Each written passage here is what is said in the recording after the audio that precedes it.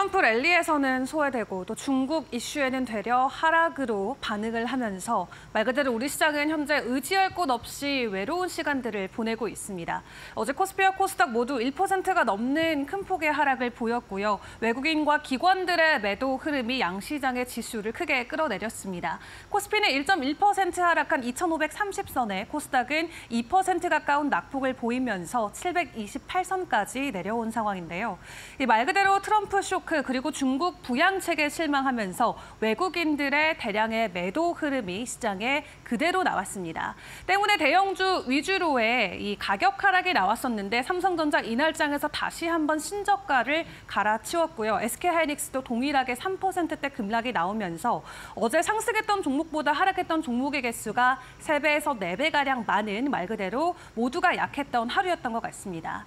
그럼에도 불구하고 트럼프의 이름을 걸치고 있는 수혜주들은 나름의 상승 기조를 이어주기는 했는데요. 이 트럼프의 수혜를 이 정도로 우리가 만족할 수는 없겠죠. 미국 쪽에서 보여주고 있는 워낙 강력한 사인들과 시그널이 있기 때문에 국내 수혜주들이 보여주고 있는 상승 흐름은 아직도 부족하다, 목마르다라는 입장이 많이 나오고 있고요. 그럼에도 방산과 조선, 가상화폐 관련주들은 트럼프 덕분에 오름폭을 키웠고 중국 경기 부양 실망감의 화장품 쪽이나 중국 소비 관련주들은 되려 하락을 하는 모습을 보였습니다.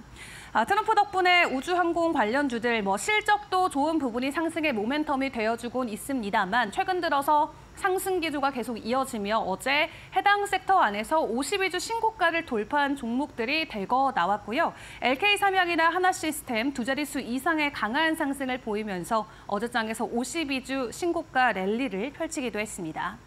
섹터와 업황 간의 이 분위기는 어떠했을지도 확인을 해보도록 할 텐데요. 사실 어제도 트럼프 데이였습니다. 트럼프 수혜주들만 말 그대로 살아남았는데 그 가운데 그나마 개별 이슈로 올라줬던 쪽은 제약 바이오 쪽이 되겠죠. 알테오젠이 키트루다에 이어서 엔허투까지 품으면서 가격 상승을 보이자 또 관련 이슈가 있는, 개별 이슈가 있는 여러 제약 바이오 관련주들이 두 자릿수 이상의 상승 흐름을 각기 보여주기도 했고요. 나머지는 모두 트럼프 관련주들로 생각을 해볼 수가 있겠습니다. LG 에너지 솔루션이 이번에는 일론 머스크 스페이스 X에 배터리를 공급한다는 소식이 전해지면서 어제 관련주들의 급격한 가격 상승이 나왔습니다. 우주선 같은 경우는 작은 결함에도 천문학적인 비용이 들기 때문에 말 그대로 기술력 측면에서는 거의 완벽을 추구하고 있는 산업이죠. 그런 곳에 LG 에너지 솔루션이 배터리를 공급하고 있다는 부분에서 우리나라 기업의 기술력이 다시 한번 인정받은 긍정적인 사례로 평가를 받고 있고요. 다만 우주선 시장 특성상 공급 규모가 크지는 않습니다. 보편화된 산업은 아니기 때문에 공급 규모는 적지만 그럼에도 불구하고 우리가 품질 측면에 집중해서 본다면 충분히 큰 수혜로 시장은 받아들일 수가 있을 것 같습니다. 해당 소식에 스페이스 X와 관련된 기업들의 상승이 있었고요. 특히 스페이스 X 위성에 부착 예정인 차세대 별 추적기를 개발하고 있는 LK삼양 같은 경우는 이날장에서 상한가 바로 들어가기도 했습니다.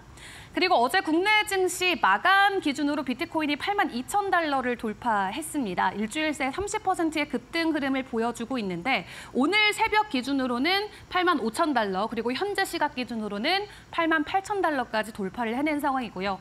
그렇기 때문에 10% 이상 오름폭을 보이는 종목들이 암호화폐 섹터 안에서도 계속해서 나오고 있고요. 어제 재건 관련해서는 삼부토건이 상한가를 그리고 우주항공의 다른 종목들과 조선 쪽에서도 트럼프 트레이드의 수혜를 받으면서 두 자릿수 이상 상승 흐름을 보였던 종목들이 대거 속출하기도 했습니다.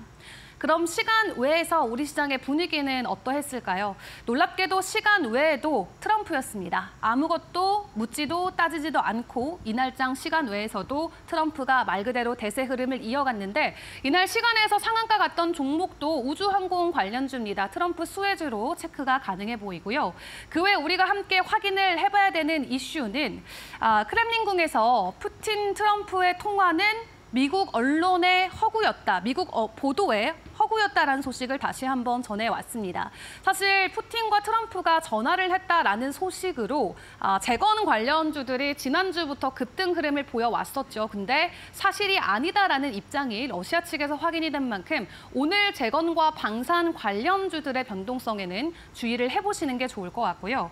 일단 트럼프 트레이드 덕분에 철강이나 조선 여러 산업군에서 상승 흐름이 계속해서 시장을 뜨겁게 달구고 있는데 그럼에도 트럼프 리스크로 불릴 수 있는 부분이 바로 수출주들이 되겠습니다. 대표적으로 수출 비중이 높은 반도체나 2차 전지, 자동차나 또 화장품 관련주들을 생각을 해볼 수가 있겠는데요. 관련해서 월스트리트 저널도 트럼프가 모든 수입품에 20%까지 보편적인 관세를 지출할 수가 있고 또 중국 제품에는 60%까지 관세를 높일 수 있다라는 내용을 다시 한번 언급을 하기도 했습니다. 또 공교롭게 어제 11월 첫째 주에 우리나라 수출 현황이 공개가 됐는데 149억 달러를 기록을 했는데 전년 동기 대비해서도 18%가 감소한 수치가 나오면서 벌써부터 수출과 관련된 우려감이 시장에는 일부 부각이 되기도 했었고요.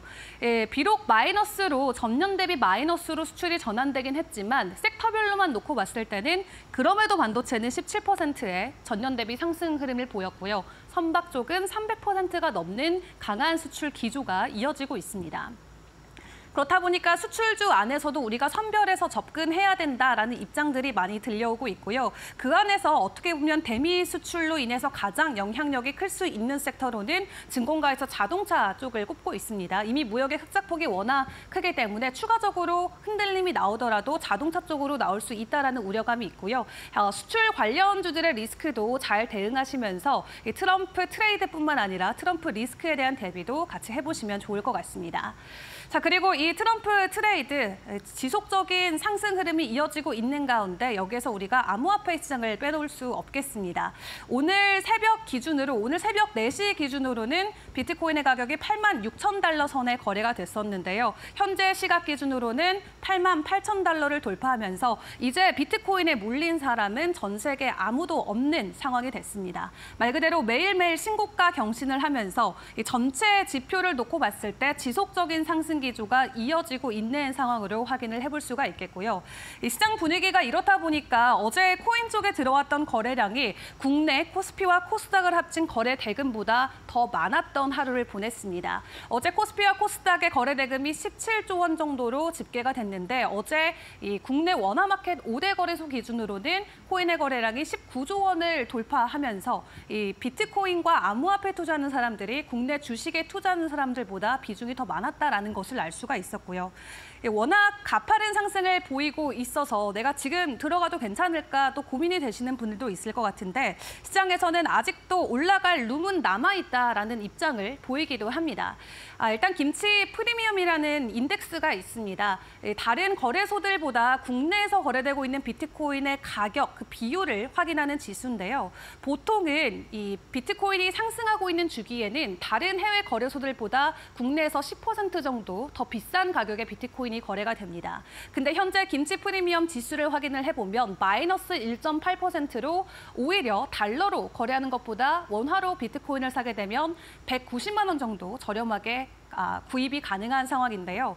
그렇다 보니까 김치 프리미엄과 관련돼서 아직까지 국내 시장에서는 비트코인과 관련된 고점의 시그널이 나오지 않았다라는 입장들이 계속해서 나오고 있고 올해 3월에 비트코인이 처음으로 신고가 돌파를 했을 때 그때도 해외보다도 1,000만 원이 더 비싼 가격에 거래가 됐었고요. 과거 직전 불작인 21년 같은 경우는 김치 프리미엄이 20%를 넘어가기도 했습니다. 그런 상황을 놓고 봤을 때 아직까지 국내에서는 여전히 비트코인이 예전만큼 과열 구간은 아니다라는 평가가 이어지고 있고 그렇다면 국내에서 왜 현재 부진할까를 놓고 확인을 해보자면 현재 국내는 비트코인의 ETF가 부재하기 때문에 기관 쪽의 자금 유입이 원활하지 않다라는 부분이 가장 큰 이유가 될 것 같고요. 그리고 무엇보다 미국 시장도 굉장히 뜨겁기 때문에 그동안 암호화폐가 조정을 겪으면서 국내 암호화폐 시장에 있는 돈들이 모두 미국 주식으로 옮겨진 말 그대로 머니부부 현상이 현재 국내 비트코인의 가격에 경우에는 큰 상승 흐름을 도와주지 못하고 있다는 분석도 있습니다.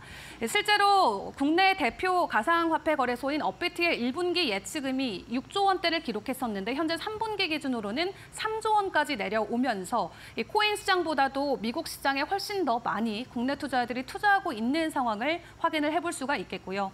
그리고 가상자산과 관련된 규제 강화도 국내 시장 투자자들의 투심을 계속해서 깎고 있기 때문에 이러한 부분으로 국내에서는 아직 고점이 오지 않았다, 과열 구간에 진입하지 않았다라는 평가가 나오고 있는 겁니다. 그럼 더 갈 수 있을까를 생각을 했을 때 간밤 트럼프 트레이드의 최대 수혜주로 불리는 테슬라 같은 경우도 8% 가까운 상승을 보였고요. 암호화폐 시장은 3조 달러를 넘어서면서 비트코인의 전체 시가총액이 은의 시가총액을 뛰어넘는 수준까지 올라온 상황인데요. 이미 국내에서는 추가적으로 10%에서 20%까지 올라갈 수 있는 룸은 남아있는 게 과거 데이터를 통해서 확인이 가능하기 때문에 현재 구간에서 우리가 어떤 선택을 해야 될지 잘 고민해 보시면 좋을 것 같습니다.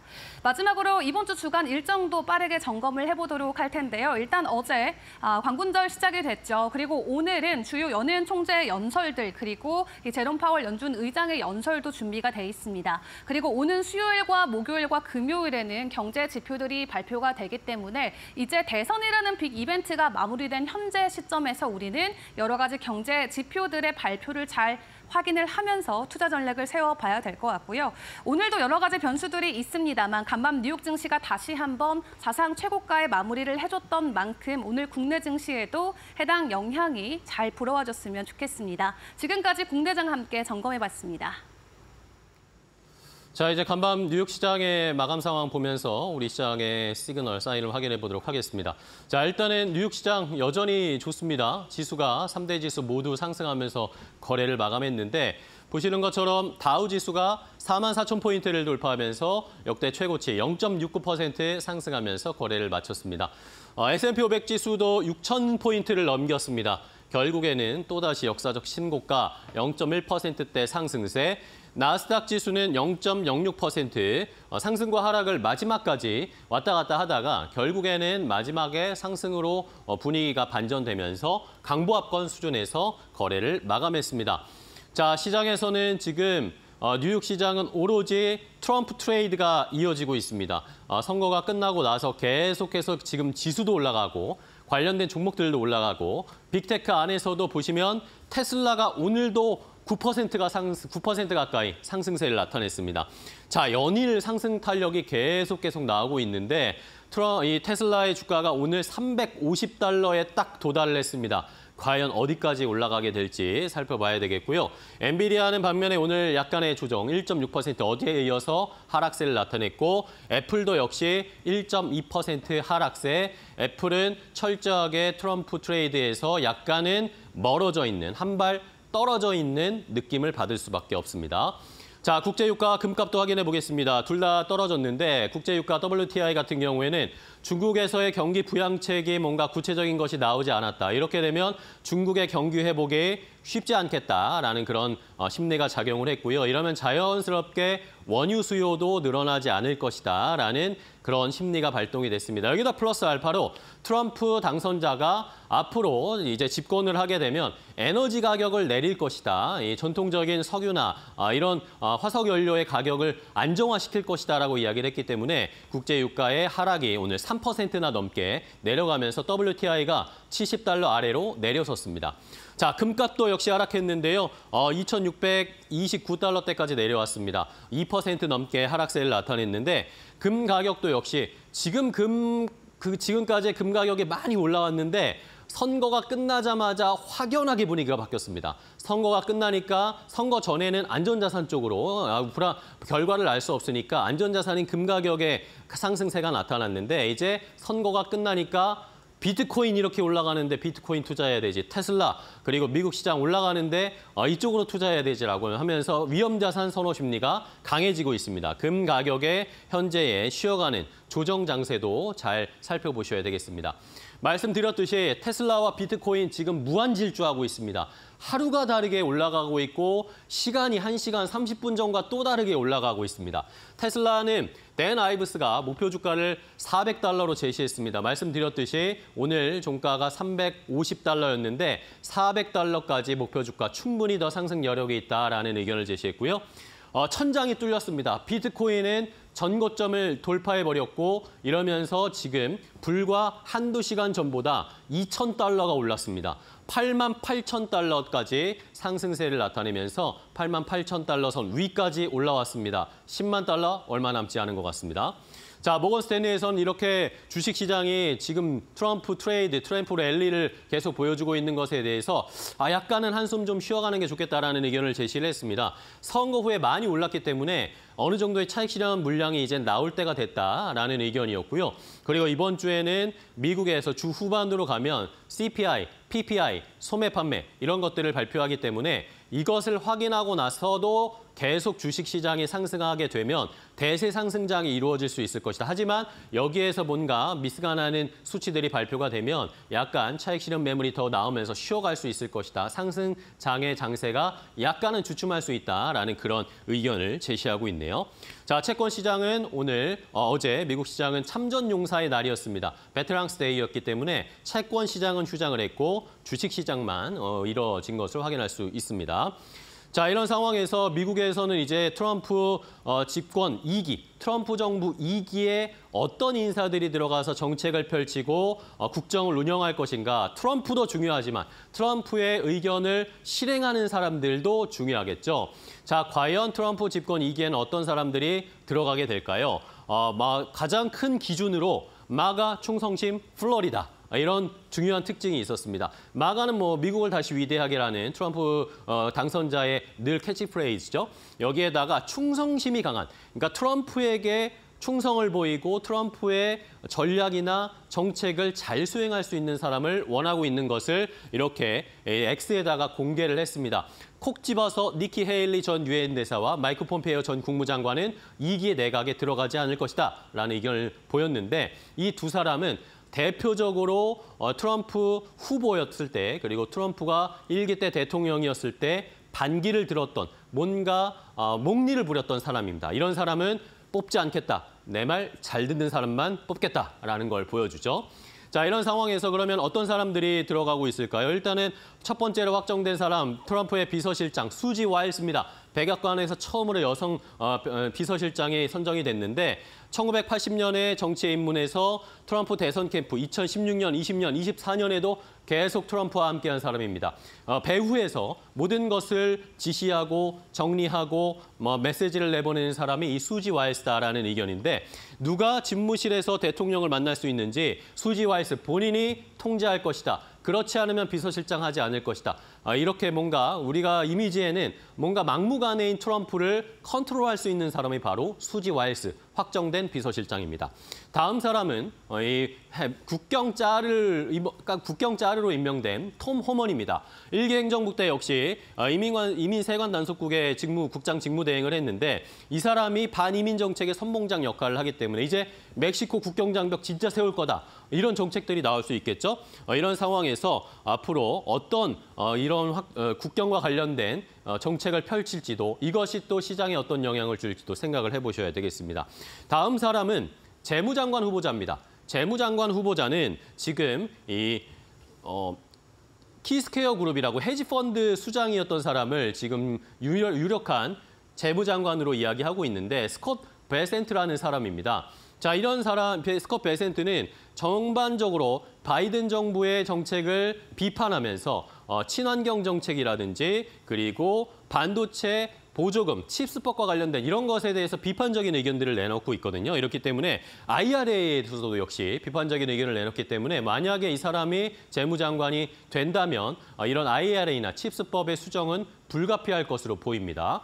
자, 다음 마지막으로 살펴볼 사람은 국무장관 후보자입니다. 국무장관 후보자는 빌 해거티라는 공화당 연방 상원의원이 험화평에 오르고 있는 상황인데 이 사람도 역시 우리와 관계된 것에 민감할 수밖에 없겠죠. 트럼프의 주한미군 철수 주장에 대해서 이것은 트럼프 당선자가 사업가 출신이기 때문에 이렇게 사업가가 하는 협상 방식의 일부일 뿐이지 그런 다음에 일본 쪽에서의 지금 국방 예산을 2배로 늘린 것을 예로 들면서 다른 나라들도 우리나라를 포함한 한국을 포함한 다른 나라들도 국방 방위비의 인상이 불가피할 것이다라는 것을 역시 이 말에서 확인할 수가 있었습니다. 자, 이렇게 미국의 인사들이 새로운 행정부의 인사들이 하나씩 결정되고 있습니다. 미국의 사람, 이 인사를 보면 앞으로의 미국의 방향이 보이게 됩니다. 여기에 철저히 대비하는 우리 시장의 자세가 필요한 상황입니다.